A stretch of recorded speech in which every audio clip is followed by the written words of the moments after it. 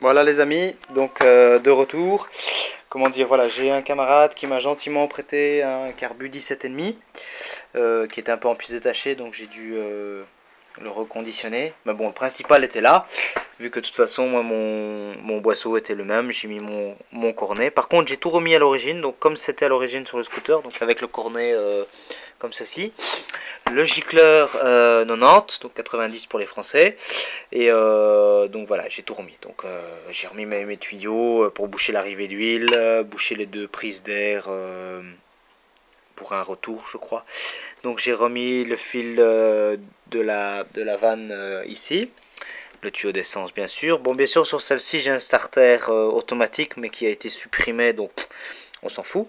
Donc voilà, j'explique un peu tout quand le scooter ne tourne pas, parce que quand il démarre c'est pareil, il fait un bruit affolant, donc on ne s'entend plus.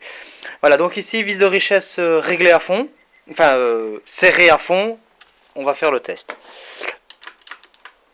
Donc système D. C'est parti. Logiquement au premier coup.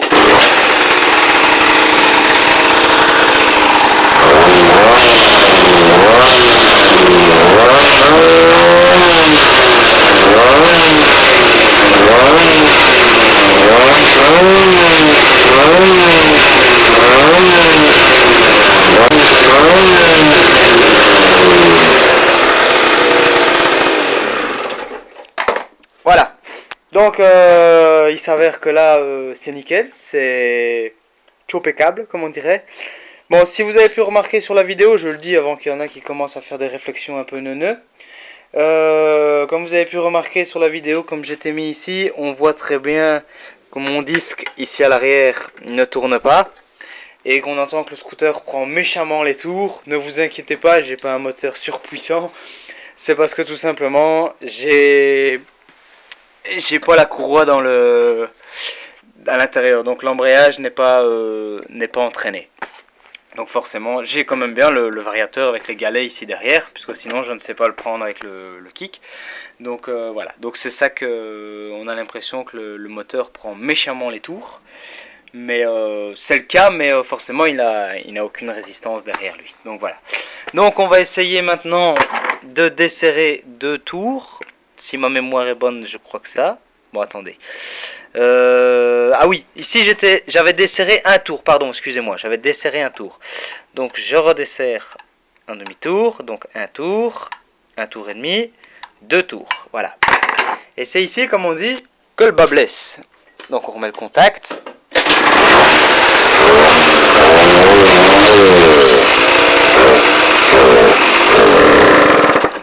Voilà, j'ai fait exprès d'aller à fond. Donc là on voit effectivement qu'il y a un problème. Donc on va faire... Maintenant je suis pas sûr, hein, mon gicleur est peut-être trop petit aussi. Hein, donc ce que je vais faire, c'est je vais mettre en pause et remplacer par un gicleur 95 que je possède. A tout de suite. Voilà, me revoilà, donc ça y est, donc je viens de changer le gicleur, je viens de mettre le gicleur 95, donc 95 pour les Français, donc voilà. Là, si ça pouvait aller aussi vite que sur la vidéo pour changer le gicleur, ce serait impeccable. Hein. Enfin, des fois, on se dit qu'on se prend la tête à tout monter, à tout remonter, à tout démonter, tout ça pour changer un petit gicleur. Putain, des fois, ça fait vraiment mal au cul. Hein. Bon, ben voilà, donc ici, j'ai serré à fond la vis, j'ai desserré 2 tours. Donc voilà, donc logiquement ici on doit être, on va dire, en réglage normal sur un carburateur normal. Donc on va tester ça. C'est parti. Ouais, bon là déjà il me dit merde. Bon, on va essayer serrer à fond et on desserrera quand le moteur tournera. Parce que sinon il va encore m'envoyer chier. Aïe, j'ai raté.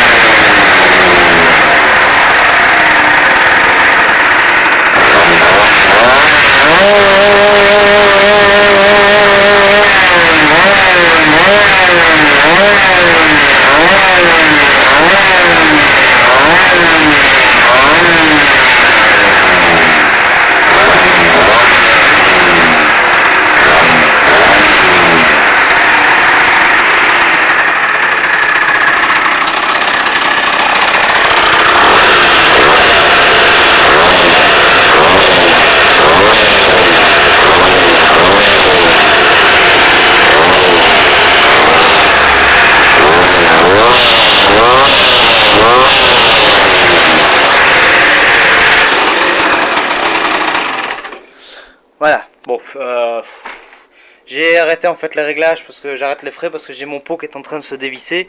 Alors fatalement on a entendu le bruit qui est devenu beaucoup plus sourd et fatalement les réglages ne sont plus bons quoi.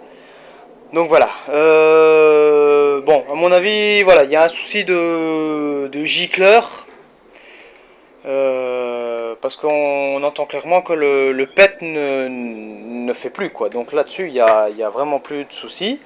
Le PET n'est plus là, le gicleur est pas mal, le pot est chaud bordel. Donc voilà. Donc bah, je vais dire que je suis content parce que ça veut dire que tout va bien.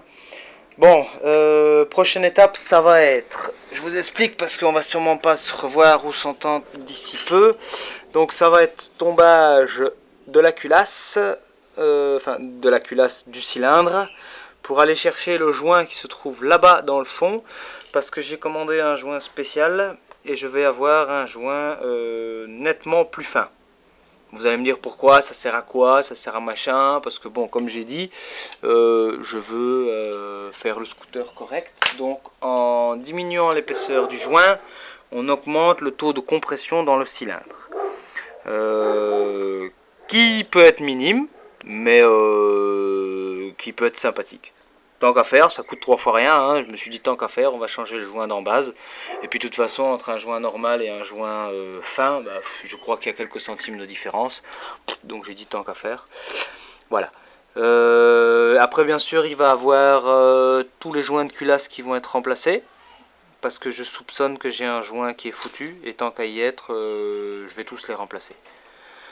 Et au passage, je vais aussi changer le joint de pipe, enfin de clapet. Et sûrement démonter les clapets, voir si éventuellement j'aurais pas les clapets fatigués qui sont les clapets d'origine. Donc en espèce de lamelles aluminium. Sûrement remplacer, je vais les remplacer sûrement par des... allez, comment ça? Des Malossi carbone. Donc voilà. Donc bah pour le moment, voilà. Pour le moment, il n'y a pas trop d'avancée sur les carénages. Tous les carénages ont été démontés. Et puis bah voilà, la suite des événements, la suite viendra plus tard. Je regarde si j'ai rien d'autre à vous dire. Ah oui, si, sur la bougie. Voilà, j'ai appris quelque chose, ça je ne le savais pas. Enfin, si, je m'en serais douté, mais sans plus. Il paraît qu'il y a des indices sur la bougie. Bon, je vous montre pas celle qui est dessus parce que c'est pas la bonne. C'est une bougie test que j'ai. Il paraît que sur les bougies, voilà, c'est ça. Voilà, donc vous voyez, sur les bougies, il y a des indices. C'est qu'il est. Voilà, bon, celle-ci, ça se voit pas trop, mais c'est une 7. Donc c'est une N7YC de chez Champion. Bon, c'est une bougie que j'avais pris là, pour faire un test. Hein. Ça appartient à ma vieille voiture de collection. Et notamment que celle-ci est morte. C'est pour ça que la dernière fois je galérais à le démarrer.